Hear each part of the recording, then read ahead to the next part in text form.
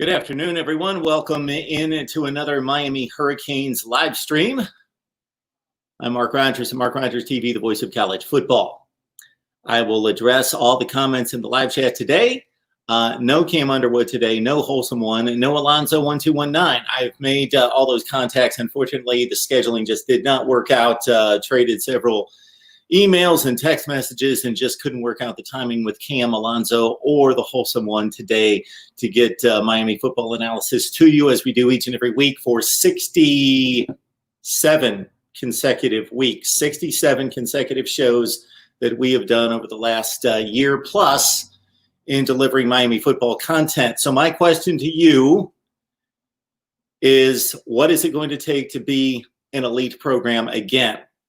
And I'm going to outline where the Hurricanes stand historically, where they stand right now, what they've accomplished or failed to over the last 15 years, and of course, what Cam has termed many times as the microwave dynasty.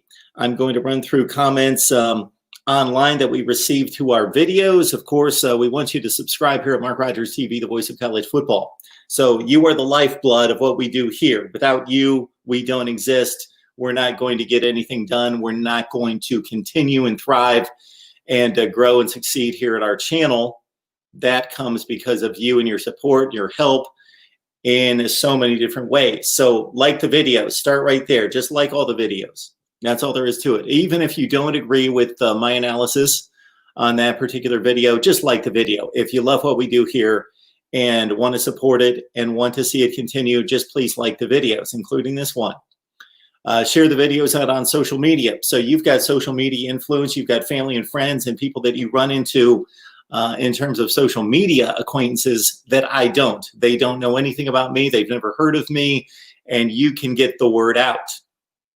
Also, keep in mind that when you comment, that's another positive flag for YouTube, that when you comment to the videos, that's another indication that we're receiving engagement and that we've got a valuable channel here and that YouTube is going to get us into the flow of traffic.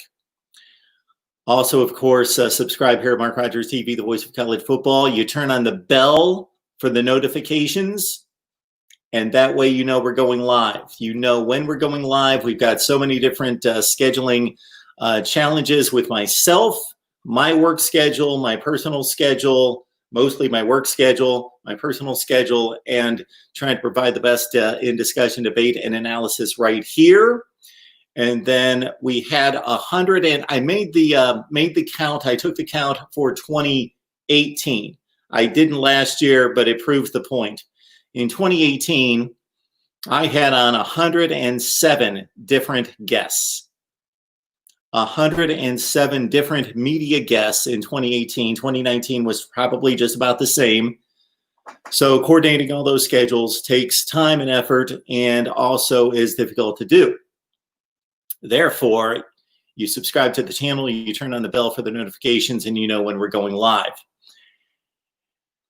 At this point, it appears as though our next live stream will be a full blown out Clemson 1 hour live stream, 1 hour plus, with Bobby Durkins, with Pigskin Pete, and with DeAndre from Geo, whatever he calls his channel. I can't keep track of it. It doesn't make much sense to me. But anyway, DeAndre is going to be here, who calls us all the time to talk Clemson football. DeAndre, Pigskin Pete, and Bobby Durkins here to talk Clemson football for at least 1 full hour to take your comments, questions, and debate topics, 7 o'clock Eastern time on a Sunday night. But we're here to talk Miami. I'm going to jump in the live chat. I'm also going to take your calls at 860-325-3687. Again, my apologies that we don't have a Miami analyst here today. Here's another question for all of you would be, if you would like to see any particular Miami guest outside of the ones we already bring on, let me know in the comments section. Don't throw it in the live chat because it'll be lost because it's going to stream by in the next couple minutes and I may miss it. But leave in the comments section of any of the videos Miami beat writers, media guests that you would like to see here at MarkRogersTV, the voice of college football. But we're talking Miami football for at least the next hour. 41 on the line here on YouTube Live and also on Facebook Live. So you folks on Facebook, keep in mind that we've got the live chat working here on YouTube. So if you would like to, which reminds me of something I need to do while we're awaiting our first call and also my breakdown on where Miami stands. And there we go, right on cue. We've got a phone call coming in. And the number is right there for you. All right. Hey, it's Mark Rogers TV, the voice of college football. Who's on the line? Oh, looks like we lost him. 860-325-3687. So I was reminding everyone on Facebook Live that you can take part in the live chat, what we consider to be the best live chat room in college football. You can take part in that. The self-proclaimed best live chat room in college football. I believe that was NCIS Fanatic 21 who deemed us the best, and we'll take it. The best live chat room in college football. If you're on Facebook Live, jump on over to YouTube, which reminds me of something I failed to do before we came live. And what you can do is you can take part in the live chat if you're on YouTube. If you're on Facebook Live, that's great. But again, there's less interaction there. All right, let's see if we can get this phone call right. Press 1 to start the call or 2 to decline. The call will start. It's Mark Rogers TV, the voice of college football. Who's on the line? What's up, Mark? This is J Love T. How you doing today? J Love T. How you doing today? Blessed. I'm also too. come up here and keep you talking. What's on your mind today? Oh, what's on my mind? I'm excited, man. I'm excited, man. I done came up with my Miami Hurricanes season record prediction, and I'm predicting 11-1, man. 11-1. The schedule is set up perfectly for us to make it, and this year we got for sure instead of what is. You feel me? But like I said, it's my opinion. You know, I know other people will call me crazy. You know, but it is what it is. Well, of course, it's your opinion. Do you recall what you predicted last year? Yes, I do recall what I predicted last year. And I was completely wrong. But the reason why I predict 11-1, for 5 good reasons. Number one, we don't start off the season with Florida and North Carolina. Our first 3 games should be cupcakes. And the reason why, after the reason, for that reason, it will put us in the driver's seat. We will know exactly what we have. Also, the offensive line is much better. And what the offensive line that we probably start the season with is probably not going to be once we get to Michigan State. And like I said, it's just the first game sets up everything for us. Did I predicted 11 wins last year? Yeah, I did. But last year, you got to remember, we didn't start off the season with a cupcake. And we basically went 0-2 and then caught the momentum when we won our next 2 games. Which this year, it won't be the same issue. You know what I'm saying? So we have 3 games to figure out who is going to do what and what are we going to do, especially at offensive line. And I know a lot of people are penciling in De'Ara King at QB as our starting quarterback.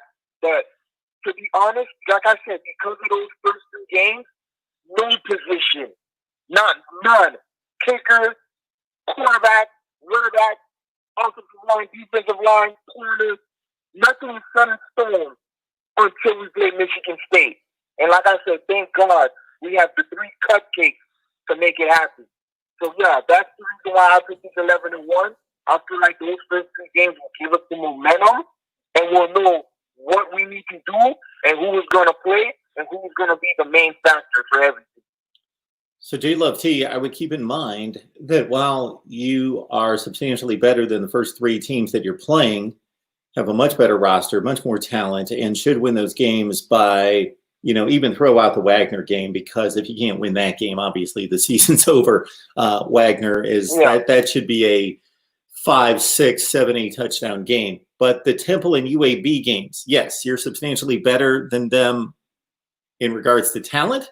But just keep in mind that your Florida International game last year, your Western Michigan game, that was only a 5-point win. Temple is capable of beating Miami, and UAB is capable of beating Miami. And the reason I say that is that because of what you've shown the last couple of years in playing those kind of opponents, you could also have the type game that North Carolina had against Temple in postseason play last year, where North Carolina just crushed them. Yes, you are capable of going out and beating Temple like North Carolina did, because you're very comparable to North Carolina. And the Tar Heels beat them, I think, 55-13 in whatever bowl game that was, the Military Bowl, one of those bowl games last year. So you're certainly possible. It wouldn't surprise me if somebody said Miami's going to win that game 45-10. But it also wouldn't be surprise to me that if Miami really struggled in that game against Temple. And then the same thing with UAB. UAB's won Conference USA. I don't know if they won it last year. I forget whether it was the last 2 years or 2 of the last 3 years. UAB's won Conference USA. So again, Conference USA's a group of 5, a lower end group of 5. But still, I wouldn't count those as 3 cupcakes necessarily, even though you should comfortably win those games. Yes, correct, and you're 100% right. That's the reason why I emphasize those first 3 games. Those first 3 games, not only we have a higher chance of winning, which is very important, we know who we are, and the roster will be set in stone. You're right about last year, but don't forget, last year we started the season with probably Florida, probably the best team on the schedule, and North Carolina, a team that with a high-powered offense that ended up beating us. Sure. We didn't really have an identity with the starting quarterback. Now let me add something here, because this is very important.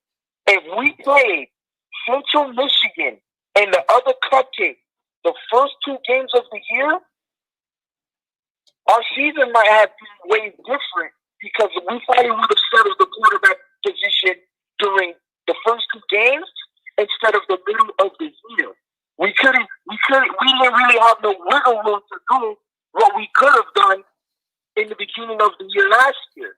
With this year, and that's what I'm seeing these 3 games this year. With this year, we don't have that problem. It's not a what if, what's not.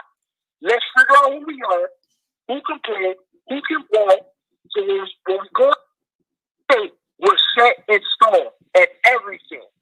So yeah, you're right. FIU, because in my opinion, if we started our season last year with cupcakes instead of Florida, North Carolina, we might, maybe, the season might be a little different. It would not have been a big difference, but it probably made a little difference. And I'm speaking about the quarterback position. So yeah, you're completely right. I'm not saying those 3 teams are cupcakes. I mean, just because we have the on our helmet doesn't guarantee a win. But I feel much better because when we play Michigan State, I know who the offensive line is going to be because they have to. I know exactly what we're going to get from Jared King or maybe Nicole Perry at QB because we have tape. We see it. You know what I'm saying? So I feel like our season is on the line those 3 weeks. And we can't. And yes, I do feel like we're in the post, but I feel like this team will have an urge each and every week because Manny behind is on the line. And I appreciate Manny Diaz for doing, because a lot of people are calling us off-season champions. Listen, I give Manny Diaz credit. You got to give credit to where it's due. The man did something that the last 2 coaches refused to do, and that's look in the mirror, say, listen, what I did was wrong. I need changes. And he made changes, and he gave the fans and the people everything that we wanted, and even an offensive lineman in the portal. So, yeah, that's my response to that one, Mr. Rogers. Okay, J. Love T. I would tell a lot of people that that was an excuse, but what I think is credible that what you're saying is you face the best team on the schedule, Florida. You face them in week 0. You faced them with a first-time freshman quarterback starting and with a first-time head coach on the sideline. So that's a difficult situation. It is facing one of the 10 best teams in the country with a first-time head coach. So this is the first time that he's standing on the sideline. He's the head guy in his first game and the first-time quarterback. Yep. And the 18-year-old left tackle. So yeah, excuses. You're right. It's excuses, but like I said, it's just the logic behind of everything. I mean, we sucked last year. You know what I'm saying? But like I said, I'm very, very, very, very, very optimistic for this year because we're not getting blindsided. That's like I said. I predict 11-1.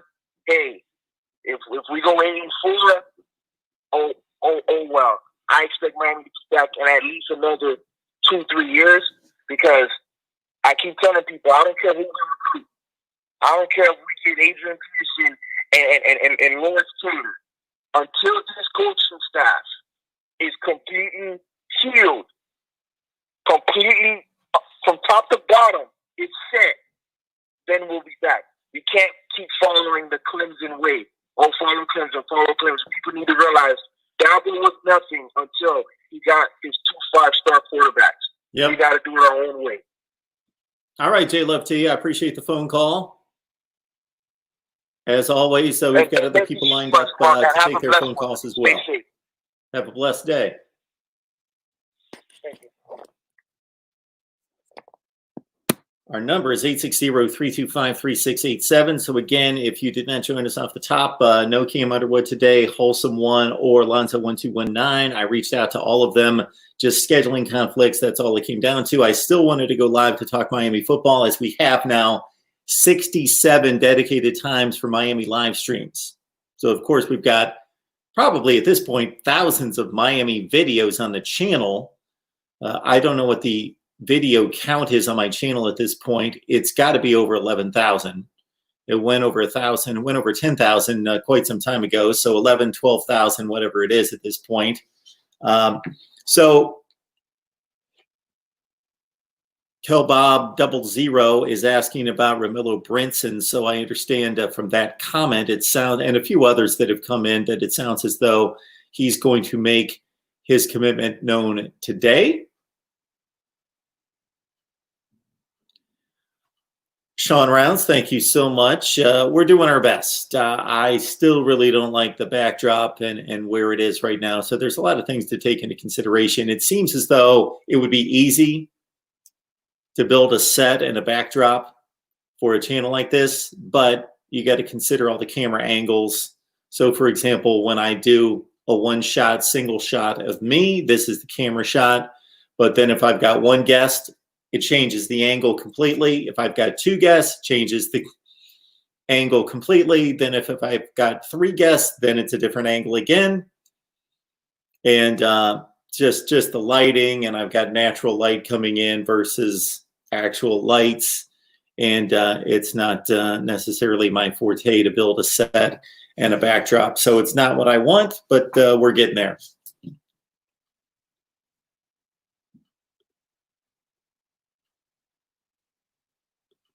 So yeah, Ramilo Brinson must be announcing today. So keep your fingers crossed. Tabardine, you build an elite program. So my question off the top was, first of all, many of you, I'm sure, would consider Miami to be an elite program right now.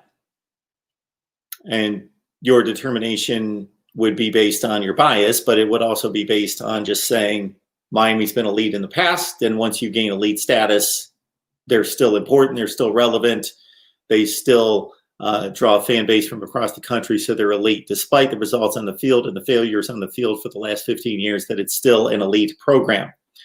And I don't agree with that perspective, but I respect it and I understand the perspective. It's not completely illogical. And most likely, we've not necessarily talked to Cam about it specifically, but I would guess that if I posed the question to him, is Miami an elite program right now? I don't know how he would answer that. I could hear him saying no, because the results don't back it up, but I could also hear him saying yes because of the national attention, the recognition, the fan base that's spread across the nation, and the relevance that the program has. And relevance, that's not an exact science to determine either. The relevance that you place on any particular football program versus what I place on them, we could talk relevance of programs all day. So to me, there are basically three types of programs that are or have been elite in college football. You have your programs that establish themselves from the start as being elite, and there would have to be cataclysmic type failures and results, and many would argue that there have been in some cases over a long period of time to take them out of that elite status. So I consider those programs to be Alabama, USC, Texas, Oklahoma, Ohio State, Notre Dame, Michigan. There you go. And I think there's an argument to be made for Penn State, Nebraska in particular. I had a caller make a claim for Tennessee recently.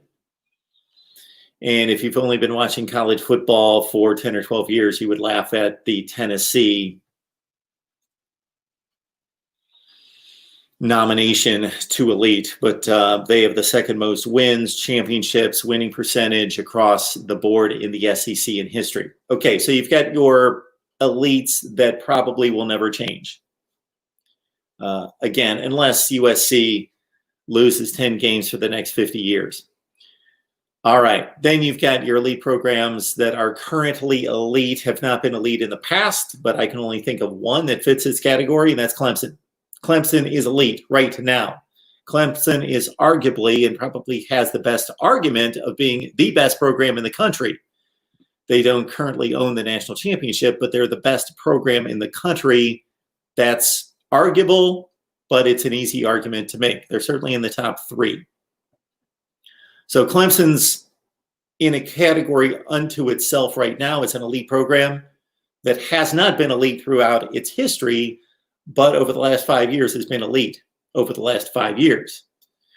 And then you've got your programs that have been elite in the past during substantial periods of time, but are no longer elite and are not elite all time throughout the history, decades and decades and decades and decades of college football.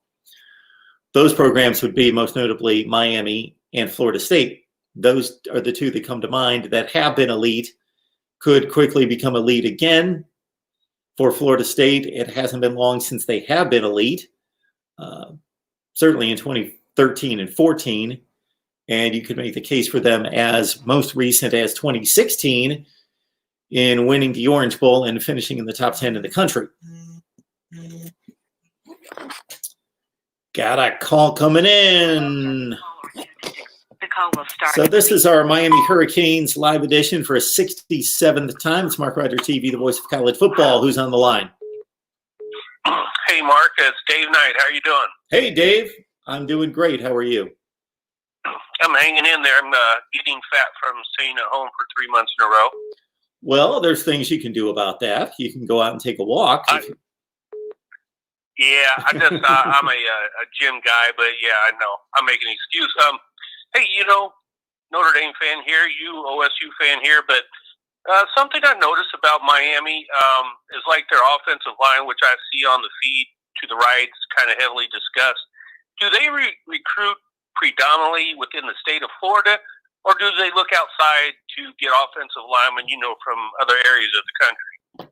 So to answer that question accurately, I would have to comb through their recruiting classes, but this is how I understand it from having discussions here every week on Miami football, is that despite the just tremendous volume of high-end talent in the county surrounding Coral Gables, that offensive line play would not be the strength. That's probably the one place where Miami has to go outside of its area to find better players.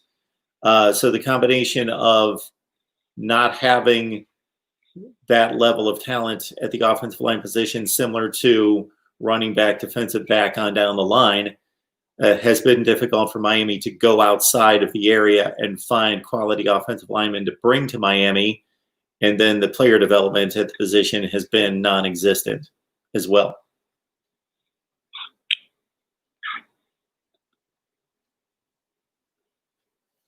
Yeah, it's pretty tough to field a good football team with no offensive line or defensive line. Yeah, they are pretty well stacked at defensive line right now. They have been in recent years, but the offensive line has been atrocious. Yeah, and you can have like a really good array of skill players. Yeah, we all remember the names of the running backs and the wide receivers and like to see those guys play, and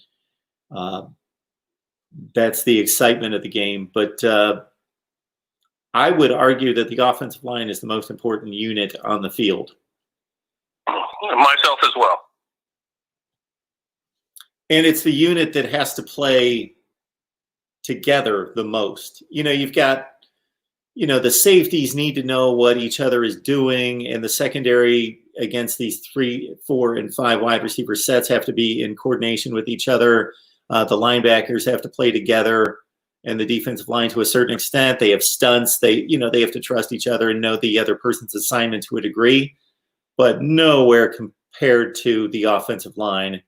The chemistry and the cohesiveness up front is unmatched anywhere else on either side of the ball.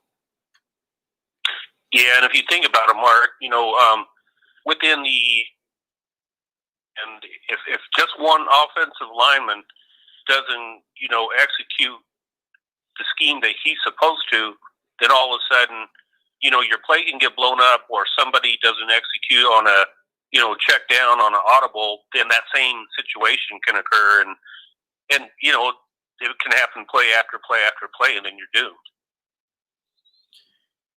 Yeah, and so that's it.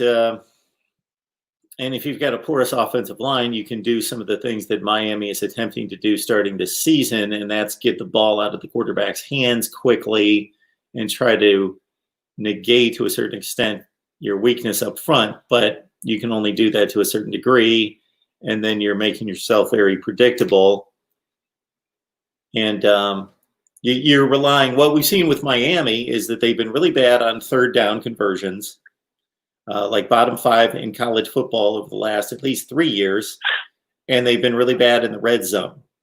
So they've relied on big plays, and that also is emblematic of how bad the offensive line is.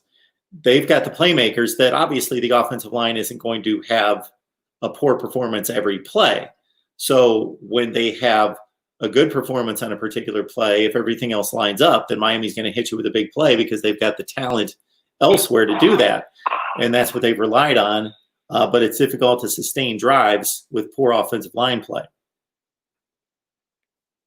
Gotcha. Yeah, I mean, because if you think about it, we always, like, I would say you could even include UCF in this, but that talk among Florida State, Miami, always extremely athletic, skilled players on the outside, but even Florida State, I thought, had run into some problems with their offensive line not being so great. It could be argued that Florida State's offensive line the last few years has been worse than Miami's. Yeah, so there you go, right? They've both been extremely poor. During the Willie Taggart almost 2 seasons, what was difficult to break down is that the offense in general was so bad and so poorly orchestrated. I don't know how much Florida State football you watch, but they would be 10 or 11 games into the season and couldn't line up correctly, constantly had clock issues with not being able to get the playoff, just ordinary issues that you see in week 1 lingering for 10, 11, 12 games. And so that was the entire offense, not just the offensive line with them. Yeah, hard to do business that way. Definitely. Okay. I was just curious. So, I know there's probably other people trying to call in. You got a lot of people entering comments on the chat. So thanks. It's always great talking to you. I like, even though like I'm not a Miami fan, I still like to be intrigued and be involved with other schools just because it's interesting. Well, I don't know if you noticed that for 7 or 8 weeks, we did a Notre Dame live stream on Monday nights. And it's been difficult for us to coordinate and schedule it, and it didn't really take off. So I don't know what we're going to do with it, but we gave it a go for 7 or 8 weeks. Yeah, the problem is, Mark, I have a job where I work in Arlington, Virginia. I also work in Dubai. I also work in Afghanistan. And right now, I can't go to those other 2 places because I'm in Virginia and with these, virus scenario. But I'm up at all days, all times of the day and night, communicating with my teammates overseas. So, like, my sleeping schedule is really kind of raggedy at this point. I can imagine. My goodness. I thought mine was, but I can imagine yours is even more extreme. Well, thanks for the call. I appreciate it. I believe this is the first time you've called the show, so I appreciate you checking in. Okay. Take care, Mark. You too. I apologize to 2 or 3 people calling in. Please call us back at 860-325-3687. So I asked the question, and we can always start with the question, is Miami an elite program right now? And I gave you the reasons why the argument can be made that it is, and also that the argument can be made easily that it's not here in 2020. Press 1 to start the call or 2 to decline. All right. It's our Miami Hurricanes live show here at MarkRogersTV, the voice of college football. Who's on the line? Hey, Mark, it's DeAndre. How you doing? DeAndre, I appreciate the super chat contribution, sir. Always. I can't wait to talk to y'all tomorrow. I told that'll be fun. Pete and Bobby yesterday. I got a question for you. Sure. How do you consider schools elite? I think we had this conversation before. At one time, a point in our history, Minnesota and Pitt was elite. I remember when Washington was like really good, and then they fell off like all of a sudden. That's out of nowhere. So how do we really define the league? I heard you mention Tennessee, and I'm not saying I know Tennessee. I grew up when Tennessee was really good in the '80s and '90s and 2000s, and then I was there for that down slump. But I mean, how do you define the league? Okay. I mean, you ready? Yep. Okay. So if you would take any, let's say, 10-year time frame for an elite program, I believe that program should be most of the time competing for national championships. And when I say competing for national championships, that doesn't mean that they're in the college football playoff, but we are in November and they are, a top 5 or 10 team, and they are basically owning their conference, a la Oklahoma, Ohio State, Clemson, Alabama have the last 10 years or so. So they basically own their conference. And even in the years that they're down, they're not down far. They're typically going 9-3 in a down year and still competing for a conference championship. And they're competing for national championships on a regular basis. Not every single year can you compete for a national championship. Of course, Alabama didn't even do that this past year to a certain extent. But you don't suffer any downtimes. And when I consider a downtime, that's got to be a 3 or 4 year stretch. And we posted a video about a month ago where we looked at all the elite programs, or what could be considered elite by some, and looked at the last time that they were down. What I consider to be down was a 3 or 4 year, at least a 3 or 4 year time frame in which they were not competing at a national level or even for their conference championship. So, yes, if we can have a reasonable look at a program and say they consistently compete for national championships, they pretty much own their conference, or if they're in a very difficult conference like an SEC, they are one of the 2 or 3 constantly competing for the conference championship, most of the time winning it, and they have very few little dry spells then they're an elite program.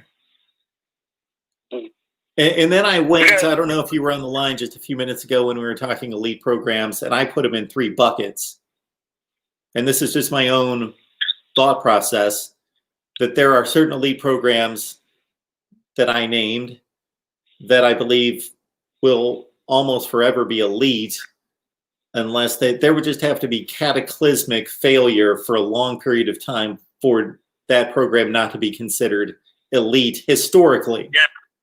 Like Notre Dame. Right. And Notre Dame hasn't been very good for most of the last 20 years. They've been good. They've been okay.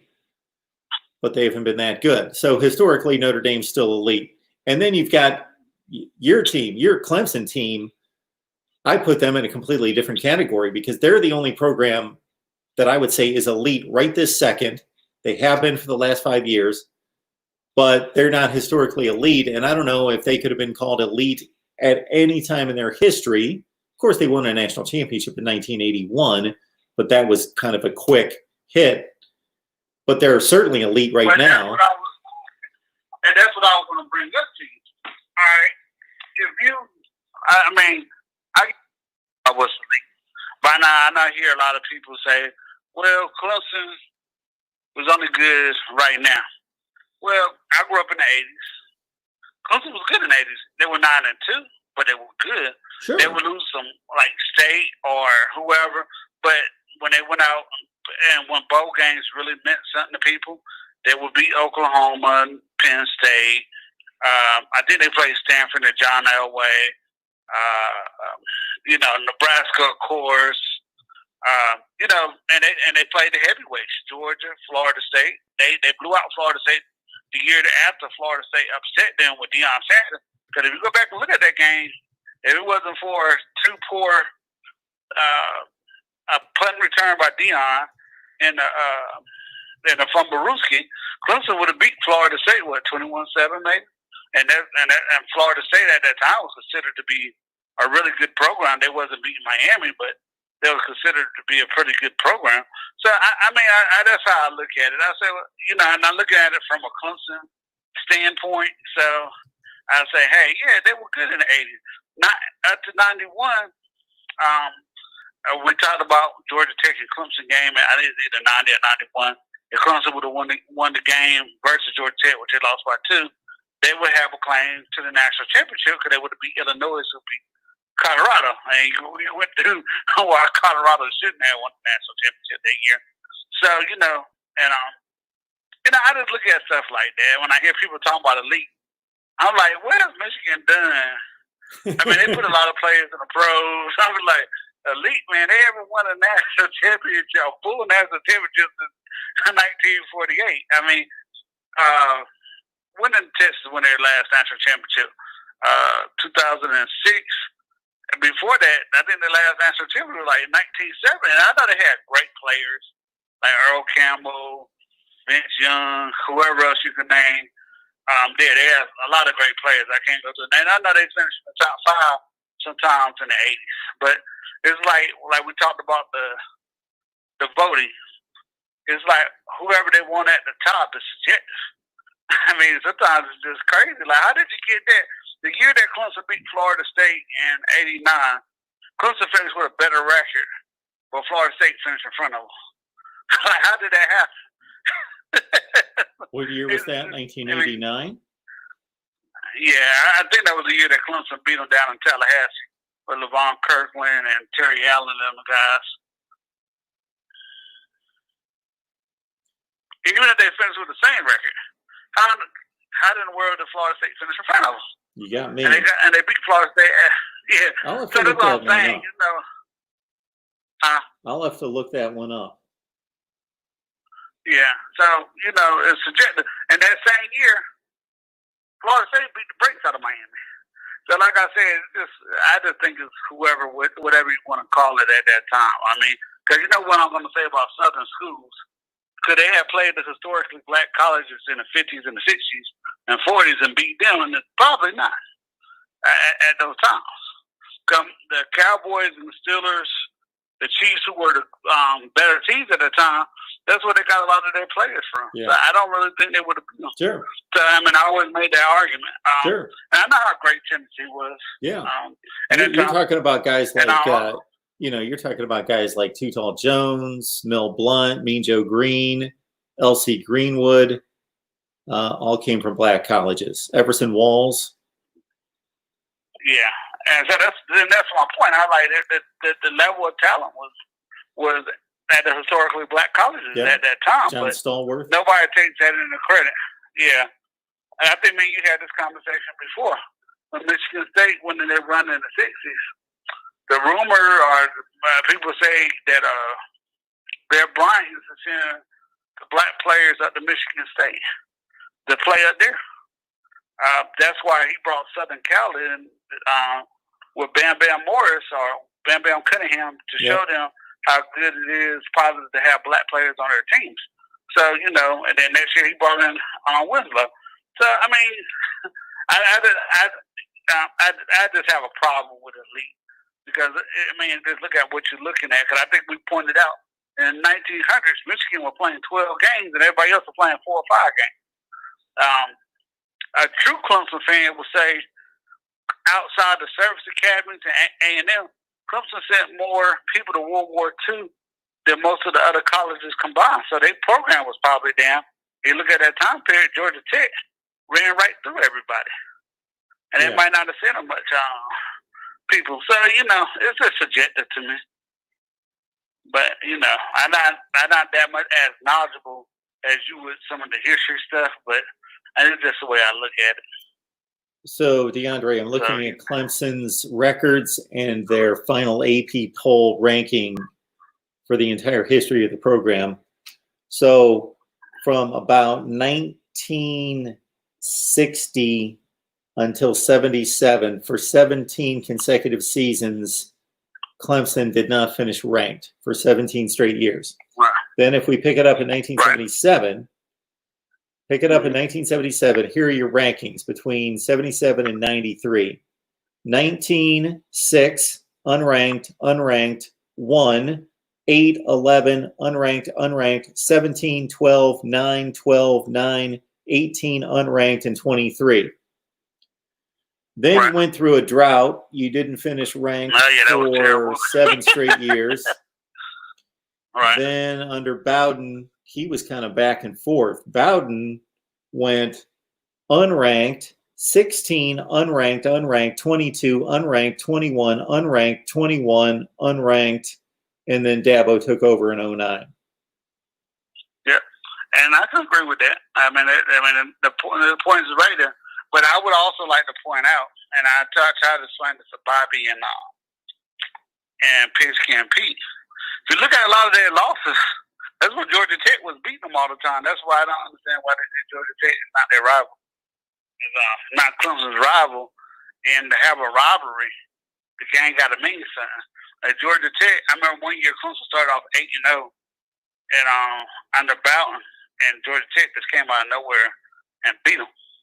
They had a few games where Georgia Tech and NC State had derailed them before they even got to the big game with Florida State. So, yeah, I agree with you. Yeah, I did that. I don't know if you checked out the video I did. I just wanted to give, there's all this Clemson-Ohio State talk. And who knows, the way those two programs are going, they could see each other in the college football playoff a number of times in the next few years. But just to give each program and their fan base fodder to trash talk. So I lined up, these are all the points in which Clemson can say, hey, we've got it on you, Ohio State. And obviously the obvious one is 4-0. And then I went through the history and I went through Ohio State obviously has advantages here. What was astonishing is that Clemson has finished in the top 5 in the country 6 times, and 5 of those are the last 5 years. Right. Well, and then Clemson, and I know you already bring this up. Clemson has a better. I always bring this up. Clemson has a better bowl record than Ohio State. Clemson 25-21 and Ohio State is below 500. Well, DeAndre, do you think if we ran through the actual bowl games and the opponents that you do? Oh, you really yeah, think that they would Southern be, Cal. well, do you think Yeah, they'd really be Southern Cal. comparable? There's a lot of teams that Oh, have yeah, really good bowl records, but they never go to good bowls. And I'm not saying Clemson's one of those schools, but I know at one point Ole Miss had a really good bowl record. But, you know, Utah, Kyle Whittingham won 11 consecutive bowl games. Well, aside from beating Alabama in the Sugar Bowl, those were a lot of poinsettia type wins. Right. I agree with you. Yeah, but we still can say it though. When you're going to the Rose Bowl and the national championship game all the time, then it's kind of difficult to win all those games. But Yeah. That's true. it's a great argument. It's a great argument. Dabo is finished 24, unranked, 22, 11, 8, 15, 2, 1, 4, 1, and 2. Right. But like I said, I would never not give Ohio State their dues like I do Michigan or some other schools. I think just hacked. Michigan's one of them. And there's a lot of factors, like back in the day, Nebraska and Oklahoma were some of the few teams that you saw on TV, just like Notre Dame. Those are the only teams that you saw on TV. So, you know, that's where people want to go. I want my family to see. I really didn't start seeing games outside of the ACC probably until the 90s. I mean, outside of those things, I remember those Colorado, Nebraska games or those Thanksgiving games or stuff like that. But those are games that sat out of my mind. You rarely saw Oregon State, even they were terrible at that time, or Washington State, or Notre Dame, Michigan is another one that comes to my mind. Those are always the games that you happen to see on Michigan, Ohio State, or Alabama, Oregon. You didn't see, like now, you see everybody on TV. Old Dominion down here, I don't know if you know this, but the Old Dominion, well, you work for ESPN, Old Dominion them on TV all the time. I mean, we was recently having a conversation. Why is all these schools going to Old Dominion to play? Like Virginia Tech went out there last year. I think Virginia's going out there this year, and I think Wake Forest is going out there. They're like, what can you get out of going to Old Dominion playing in that small stadium? So, you know, but nowadays you go anywhere, and that's one of the reasons why Nebraska had a downfall is because everybody's on TV now. You don't have to go to Nebraska to be on TV. You don't have to go to Oklahoma to be on TV. I mean, you can go anywhere and be on TV and play now. There's I don't know if you've been following, but the top basketball player coming out in 2022, he said, I might go to a HBCU instead of going to Carolina or Duke. He said, I'm still going to be on TV. Everybody going to come see me play. And the guy behind him, he said, I might go do that. And I think one of them just signed with him. So, you know, this is just the evolutionary of sports and television. That's the reason why you see them. And the reason why I think Clemson got good in 77, like my uncle said, they were passing out money left and right. Because Maryland and Carolina had to rule that conference in the 70s. So, but Mark, I can't wait to talk to you tomorrow, and I hope it's going to be fun. Yeah, we'll let everyone out there know that we're going to have a Clemson exclusive live stream Sunday night at 7 o'clock Eastern time with my guy DeAndre. I always have to write this down, DeAndre, because I always screw it up. You can catch DeAndre at BGPO Football Funk right here on YouTube, BGPO Football Funk. But DeAndre is going to be on with Pigskin Pete and Bobby Durkins and myself to talk Clemson football tomorrow night at 7 o'clock Eastern time right here. That'll be a good time. All right, Mark. I'll see you later, man. Okay, DeAndre, have a good weekend. Bye-bye. All right. Another call coming in. This, of course, is our Miami Hurricanes live show that we bring you at least once a week here at Mark Rogers TV, the voice of college football.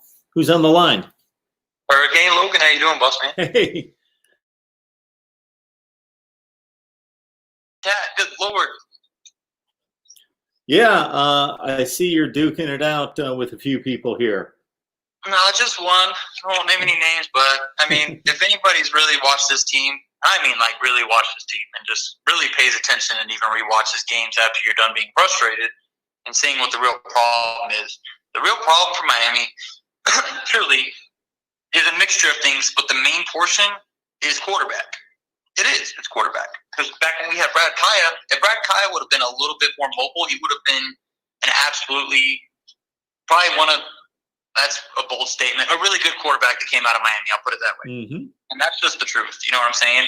A lot of people continue to say that the O-line's bad, and the stats obviously show number-wise. But if you look at the scheme that they were put in, I mean, if you have let's just say you have an offensive line that's struggling and you have a quarterback that can't even back it up or help out, is a pro-style offense going to help that? Absolutely not. Play actions under center, all that stuff, it's not going to help. Sure. And it showed last season. You know what I'm saying? So I really, I think our O-line is going to be better this year because of the scheme more than development as players, because player development has always kind of lacked at Miami, in my honest opinion, besides maybe corners, which we don't recruit well, but for some reason we can really develop. But yeah, that's my honest opinion on that. You know what I'm saying? So if you look at the offensive line play for the last 3 or 4 years, and you rate it on a scale of 1 to 10, and if most elite teams in college football have offensive line play that's an 8 or a 9, where do you think Miami's offensive line has performed? Say that again. You broke up. I'm sorry. Just in regards to if you were going to rate the Miami offensive line from 1 to 10 over the last 3 or 4 years. 1 being the worst, or 1 being the worst? I would rate them probably a 6, an honest 6, because looking at the scheme, I mean, if you can't get plays going and you continually run the same thing, your play actions under center, which are double slow developing, especially when you can't have a quarterback who can read receivers, and that causes sacks because he holds onto the ball too long. Because I've seen plenty of plays, especially against Florida, I can't stop thinking about it, of how many times Jeff Thomas and we had receivers wide open. You know what I'm saying? And that comes with his youth, but at the same time, that's just pointing that out to make sure that people who are being so narrow-minded and just pointing that, it's this, it's that, you know what I'm saying? It's a group of things, but the biggest thing, in my opinion, was play calling, and that's why we made an adjustment with a transfer quarterback, and then most importantly, Rhett Lashley finally going to a spread, which is, I think, really good for Miami. So, Hurricane Logan, you know this so much better than I do, watching this team and dissecting it. Like you say, going back and watching the game for a second time, but I watch Miami play 7, 8, 9 times a year. I would say that Brad Kaya was, and I would do my quarterback ratings at the time, that he was a top 15 quarterback in the country. And yeah, mobility was not a strong suit, but if he would have had really, really good offensive line play, they might have been able to tear it up and really win some significant games. So it just seemed like he was under siege most of the time. Yeah, like I said, if Brad Kaya was mobile like Malik Rozier was, but Brad Kaya was Brad Kaya, I'm telling you, man, I wish he would have stayed one more year. I remember going to the West Virginia Bowl game when we finally won it, and he held the trophy up, and I'm telling you, the whole stadium of people who were staying there were literally screaming one more year altogether. You know what I'm saying? And when you sit there and you watch games like that and you even dissect how good of a quarterback he was, you know, we really needed him. And it showed when we got Malik Rozier, who was a baseball player, honestly should not have been a quarterback at Miami. And then I think it showed with Jaron Williams, who I don't think was a terrible quarterback. He was young. That was his first season, and he opened up against Florida in a neutral site. You know what I'm saying? And Florida did have a good defense. So I think Jaron Williams would have been better or had a better chance if he was in a scheme like Lashley's, because with the way our offensive line is and our quarterback talent and experience, a pro-style offense doesn't work. And the numbers speak for themselves. It hasn't worked. You know what I'm saying? So that's my honest opinion. I think that a nice shotgun spread, getting these receivers in space, Our receivers can block. That's one thing. I mean, especially I remember back with Barrios. I mean, that's one thing our receivers can't do is they can block. So I think if we can get that going, we're not going to know until we see us play. Even a team like Temple, it's going to show because I don't think a lot of people are humbled by the fact that we were terrible last year. We lost to nobodies. Honestly, nobodies. LA Tech. I don't even remember the damn FCS team that kept up with us and could have beat us on the last drive. You know what I'm saying? So you can't sit there and say that our performance against Temple is going to show who we had the potential to be this season because of who we lost to last year. Yeah, I hear you.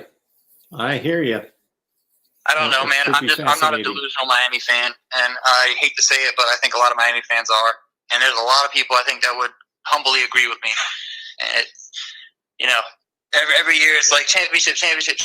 We're gonna, we go from 6 and 7, and now people are automatically saying, oh, we're gonna win the championship, or we're gonna go to the ACC. And it's like, I understand the hype, because we made key changes that we needed, but they still have to get that chemistry going, and it's not going to happen in an off season. It might not happen in one season.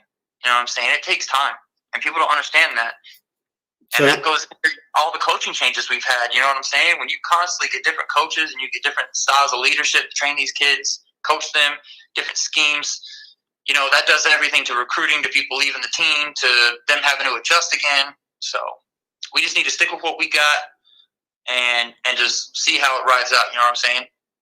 So what would be a reasonably successful season for you? 8 wins, at least 8 wins. And obviously not losing to a bogus team. You know what I'm saying? That would be a reasonable season for me. Would it still be disappointing for me personally? Yeah, it sucked because obviously I love Miami. I want us to win every game. But realistically speaking, 8 or 9 wins, especially with our schedule, because a lot of people are talking about Michigan State, that's going to be a tough one. I mean, Michigan State is not that good. They're not how they used to be. Sure. But then again, we lost to Louisiana Tech, so who knows? Yeah, and FIU and Duke. Yeah, I forgot about those guys. Yeah. Yeah, that's why I say Jay Love T called in here, and he's predicting 11-1. And while I look at the schedule and look at the individual games and say, does Miami have the talent to go 11-1? Absolutely. But I said the same thing last year when it looked like Florida and Florida State were the only 2 teams that had rosters that could compete with you. I still thought this team's still going to screw up a handful of games. So I picked 8-4 last year, and I even shot it too high. Yeah. Yep. We will see this year, though. I am excited. I'm anxious. I want to see all this talk. What Lashley did. Whatever he did where he was, if that comes to Miami, and it's not magically different, because for some reason that happens too when players and coaches get here, it's not what they were. If that can come here and De'Aaron King can be who he was when he was playing, then I'm really excited, truthfully. But it needs to be the best players on the field and none of what some people are saying. I don't know if it's true with the whole politics and favoritism. I don't know. Like I said, the whole Perry nonsense, I really don't buy into it. I personally don't think Perry would start at many other schools. And a lot of people are going to hate me for saying that, but that's just my opinion. I'm not saying it's right. I'm just saying that's what I think. And we've seen it on the field. Well, to me, I don't think there was any question that he looked like the more confident quarterback, the more loose and capable quarterback in commanding the huddle and just throwing the ball with confidence and conviction, where Jaron Williams looked a little gun shy and a little hesitant in where he was going with the football. Yeah, our offense definitely seemed more fluent when he was in the huddle. And I'm the first one to sit here and say that I think Perry should have started game 1, and I think he should have played the whole season. But that doesn't mean that I think he is a great quarterback. I just think he was our best option. I didn't think Tate was. I didn't think Jaron Williams was. And we all know when Perry was in the game, even the year that he came back and beat Florida State practically himself, our offense just looked much more fluent and like it had a little bit more of a rhythm. It wasn't just lost in the sauce. And I know that there were some things that N'Kosi Perry did off the field that didn't put him in the good graces of Mark Richt. But if the season before, once it was determined, it was pretty easy to see that it wasn't going anywhere, that you would have sat down the senior Malik Rozier, played N'Kosi Perry, and built something for the next year. Exactly. That's exactly what I said, man. That is exactly what I said. And every time Perry came in, it was not the best situation. It was usually on our own goal line, and when the game was already lost or when the team was already done, pretty much. Like, you could tell they didn't want to play. That's when Perry would finally come in. And nothing helped with that. I feel bad for the way Perry was done at Miami, and I even feel bad for the way Jeff Thomas was done at Miami, even though there were, like you said, off-field issues. You can't sit there and in a conference as a coach and be like, it's a fresh start, blah, blah, blah, and then you don't see it on the field. That's not a good look for you as a leader. There you go. All right, Hurricane Logan. This year, man. I'm hoping for at least 8 wins. Sure. But, I mean, with all the changes, I'm not going to predict anything until I see us play good old Temple. Okay. All right, that sounds good. Man, I appreciate Take care, you. Mark. Thanks for the support. You have a great weekend. Absolutely. You too. All right. I will definitely have my predictions out about 2 weeks before the season starts. And the way that's worked out pretty much since the beginning of time that I've unleashed my predictions is that I push that back and still think it over. And then finally, the night before the season starts on that Thursday night, bam, I unleash my predictions and release that video that I will run down all the conference championships and all the records for everyone. And, of course, my college football playoff forecast and national champion, which worked out really well 2 years ago, in which I picked all the 4 playoff teams. And then back in 2016, so that would have been 2016 and 18, that I nailed all 4 playoff teams. Last year, I got 2 out of 4. Clemson, Ohio State.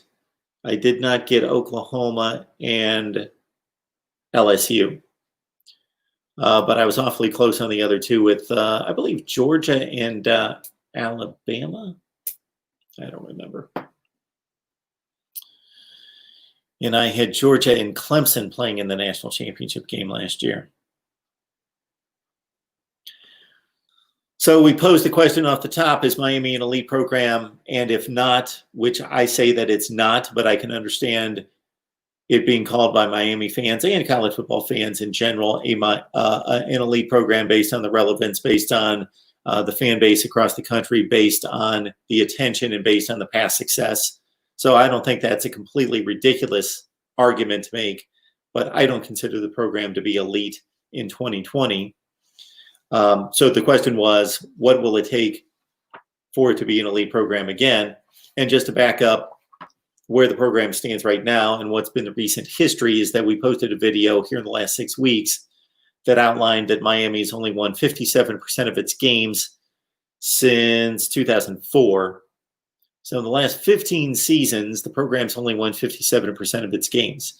And we ran down a list of mediocre programs, marginal decent programs that have won more games and have a better record than Miami during that time frame, which included Kansas State, Georgia Tech, a lot of programs like that.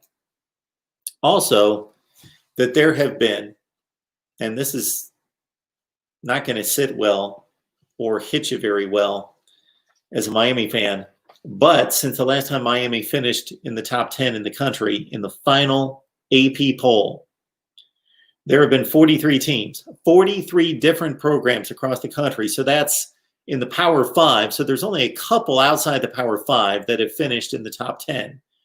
Houston 1 year, Boise State several times, of course, Notre Dame not being in a Power 5 conference. So there's only a few. There's like 4 or 5, if that. I think that's pretty much it. Boise State, Houston, Notre Dame, outside of the Power 5 conferences that have finished in the top 10 in the last 15 years. But there have been 43 different programs finish in the final top 10 in the last 15 years. So that's 8 per conference. 8 teams per conference. And Miami is not one of those teams. They have not finished in the top 10 in the last 15 years, while 43 other programs have. Kansas has finished in the top 10 in the last 15 years. Georgia Tech has finished in the top 10 in the last 15 years. If you want to take it back to, well, this wouldn't really be fair because it would overlap when Miami was dominant through 2003. 2004, they were still good, even into 2005. But basically, 2004, I believe, was the last really good season. I was going to mention Oregon State finishing in the top 5 in the country in 2001, but obviously that overlaps Miami.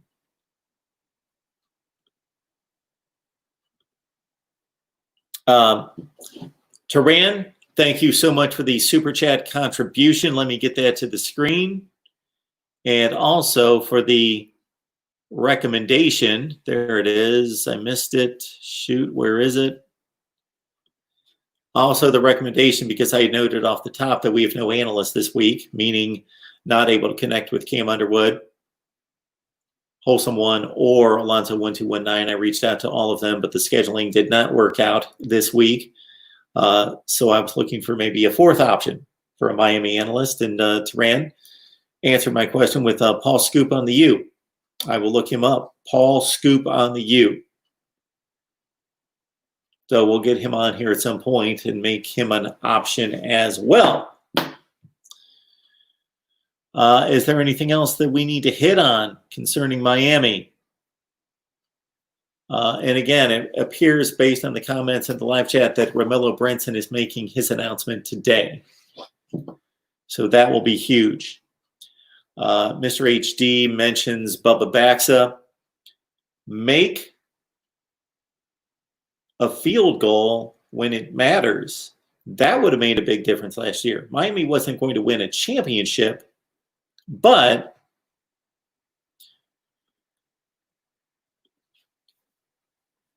they would have won a couple more games with competent field goal kicking. They would have most likely beat North Carolina. They would have had an opportunity to beat Florida. At least those two games. So 6-6 becomes 8-4, and it's not a great season, but it's a much more respectable season. Then you're playing in a bowl game that's a better bowl game against a decent team, and you've got an opportunity to go 9-4 and finish in the top 25. Mark Rogers TV, the voice of college football. Our Miami live show is underway. How you doing today? Who's on the line? Pretty good, Marcus. Nate. Hey, Nate. What's going on? Not much. I heard you on Pigskin Pete Mark. last night. Yeah, I didn't. I don't know any of a '90s bands. I only know one singer is called Michael Jackson, but for Miami, like you said, it's a Miami show. I expect for Miami to do better than this year. Miami fans say. I expect them to do better, but they probably will lose 4 games, but maybe win 8 total. 8-4. Yeah. Okay. But it's possible. It's like I said, it's possible. And what's their schedule look like? I don't really see their schedule often. Okay. So Miami plays in the ACC Coastal Division. So their 6 opponents are always the same. Do you understand scheduling across the country and how that's set up in the conferences? Yep. Okay. So they always play Florida State from the other division, the Atlantic Division, and then the other game rotates. And this year it comes up on Wake Forest. And then they play their best non-conference game is Michigan State. So this is how it lines up for you, Nate.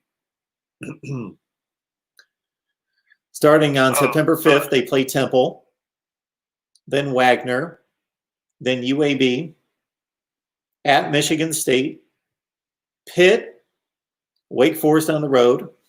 Then they've got a bye week. Then North Carolina, which could be the game of the year in the ACC Coastal.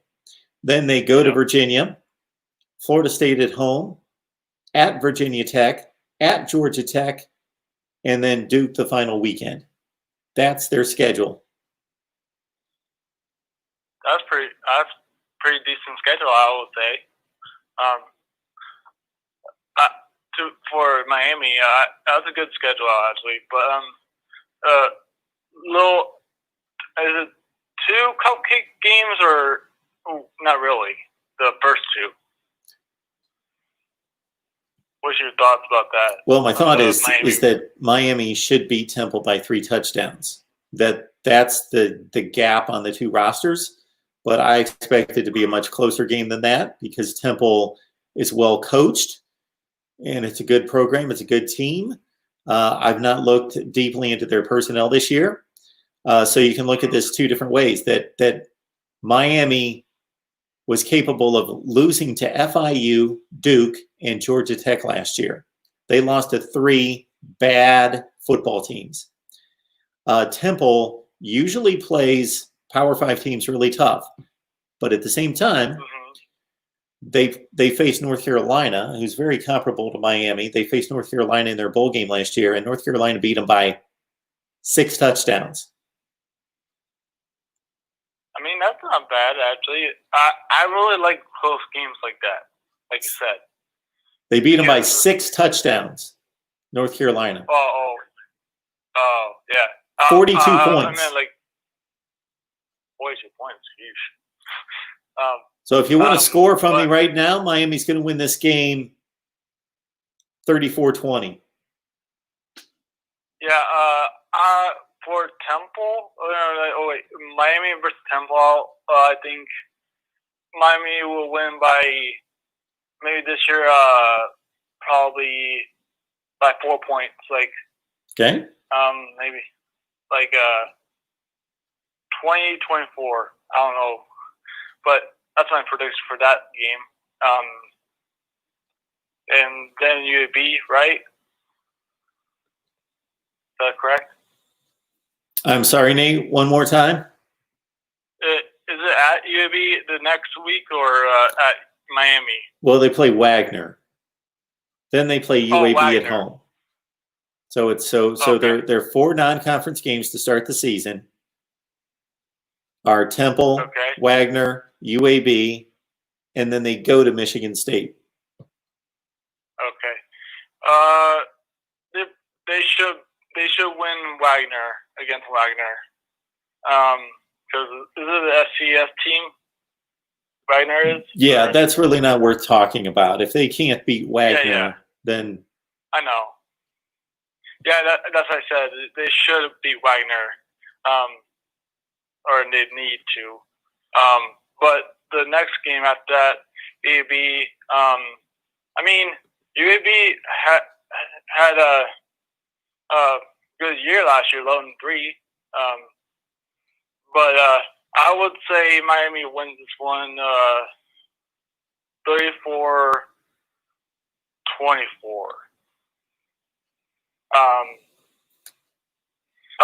I think that's all I know right now. But if we're gonna do a call-in show on Sunday, if we're gonna do it, I might do some predictions for Miami. So I'll let your calls get in. Thank you for the time, Mark, and take care. thanks, Nate. We appreciate it. You have a great weekend. We'll talk to you soon. Talk to you soon. Did everybody get that? Our next call-in show. So we're going to be here Sunday night at 7 o'clock Eastern time to talk Clemson. So that's strictly a Clemson show, Clemson live stream at 7 o'clock Eastern time on Sunday night. But we typically do a call-in show Sunday late, typically at 10 o'clock, depending on my schedule, but 10 o'clock Eastern time on Sunday night. But the next time we have a call-in show Nate is going to give his predictions on every Miami football game this year. So if that's not going to bring you back to hear more on Miami football talk, that Nate's going to give his prediction, his score prediction on every Miami game. That should get you back here.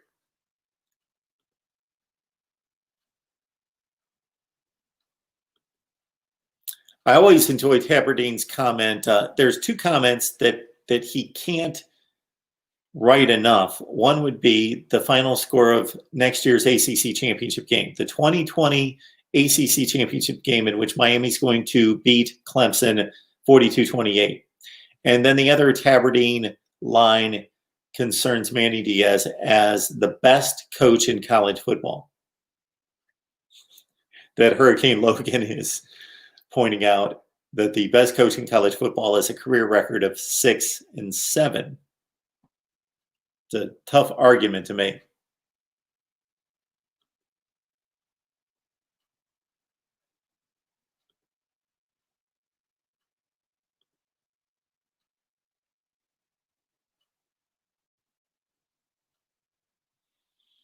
So Taberdine's pointing out that Manny Diaz only went 6-7 because he inherited Mark Richt's players. Well, also one of those recruiting classes from Mark Richt was the 8th ranked recruiting class in the country. And Mark Richt didn't go 6-7 with the players that he inherited or recruited himself. Mark Richt went what? 9-4, 10-3, 7-6. 9-4, 10-3, 7-6. What is that? 19-7, 26-13. 26-13 for Mark Richt.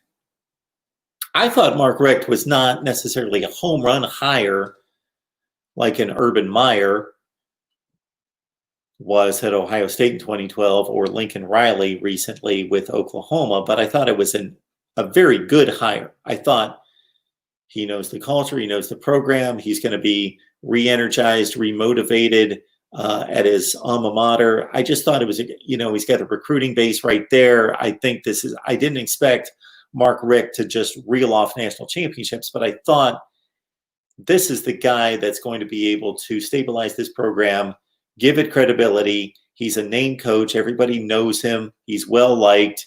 He'll play CEO. If he gets the right coordinators in place, then he's going to win 10 games every year, like clockwork, like Georgia. He's going to go 10-2 most years, and then you may cycle through 1 year every 5 in which, boom, he's making a serious run at a national championship. And then maybe once out of every 6 or 7 years, he's going to have a down year at 7-5. But I thought that they had basically signed up for 10-2 every year. 9-3, 10-2 every year at Miami when they signed Mark Richt, similar to what he did at Georgia, which was finish in the top 10 8 times in 15 years. That's pretty good. There's not a whole lot of programs out there that finish in the top 10 8 times in 15 years. There's 5 or 6. And that's what Mark Richt accomplished at Georgia, despite the disappointments, despite the oh-so-close near misses in getting to national championship games in 2002, 5, 7, 12. The consistent winning was there.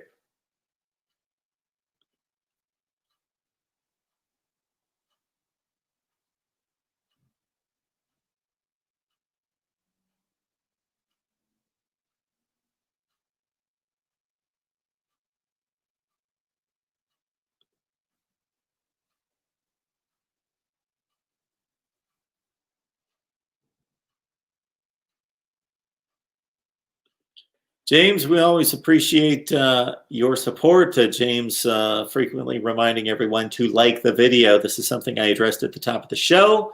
If you love what we do here at MarkRogersTV, the voice of college football, and what we attempt to make the best discussion, debate, and analysis of college football each and every day, then please like the videos. Share the videos out on social media, because consider this.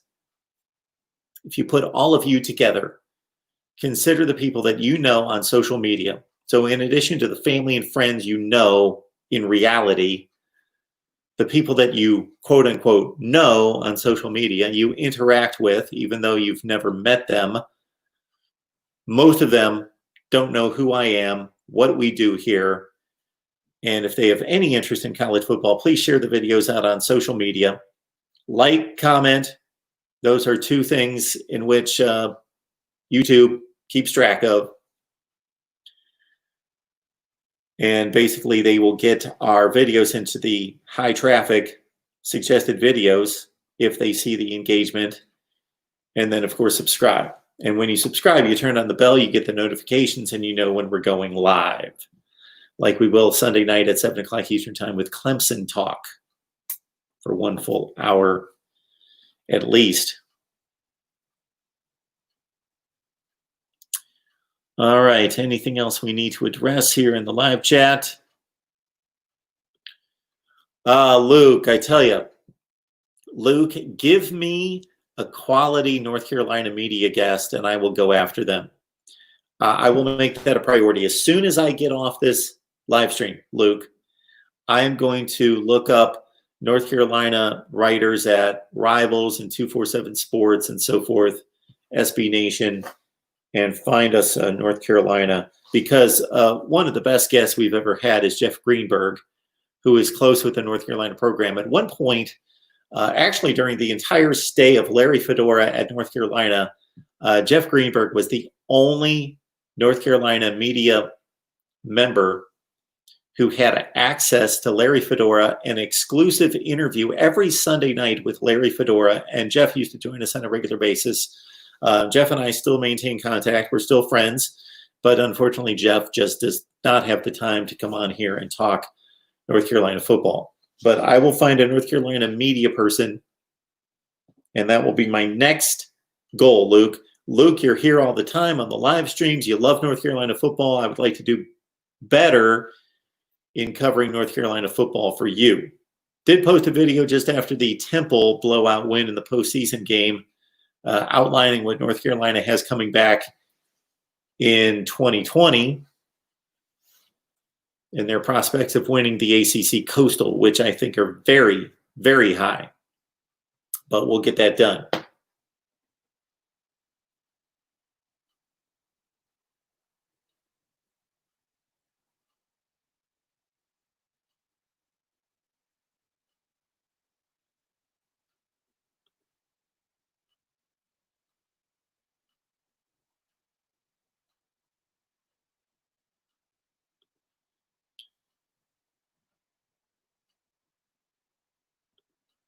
Look at that. James lets us all know as well. We know that many of you shop Amazon. The numbers on Amazon shopping is astounding. I have seen some numbers that basically, 40% of the country shops at Amazon. So I've got 19,000 subscribers, and if 40% of them, that would be like 9,000, shop at Amazon and would use the link that we provide in the video. So if you go to any of my videos, as James is outlining right there, and you shop Amazon, use the link in the description section of any of the videos, and it's the same exact shopping experience. And that way you can contribute to the channel and it doesn't cost you an extra dime. It's the same shopping experience. You're going to open that link. You'll see some kind of product there. I had to select a product, but that has nothing to do with your shopping. Just bypass it, do your shopping, use the link in the description section of any of the videos, and help us build the channel. All right.